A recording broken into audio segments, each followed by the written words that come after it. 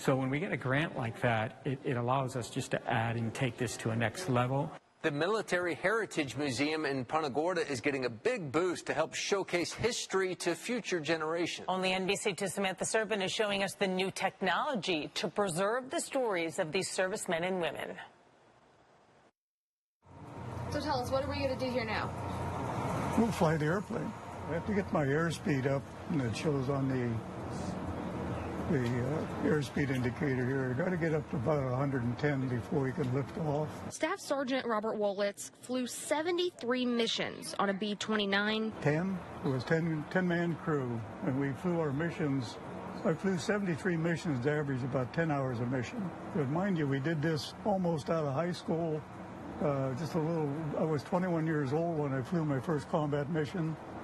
I grew up in an awful big hurry. The airman was a gunner, normally seated in the back of these planes to drop bombs during the Korean War. My missions, I can recall several of them vividly. After a while, everything just one right after another. We'd take off, go someplace, drop 40, 500-pounders and go back home. You know, it was just day after day after day after day.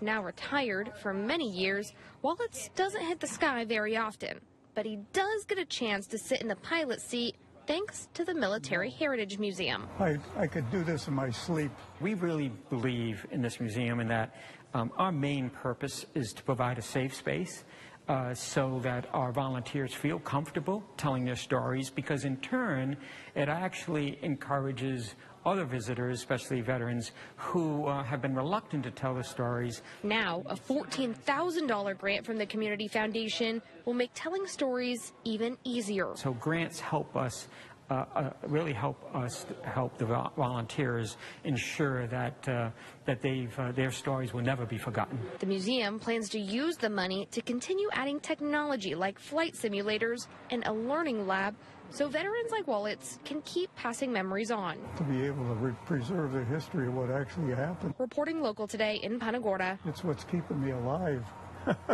Samantha Serban, NBC2. Okay, see if we can come in and without scraping the ground here.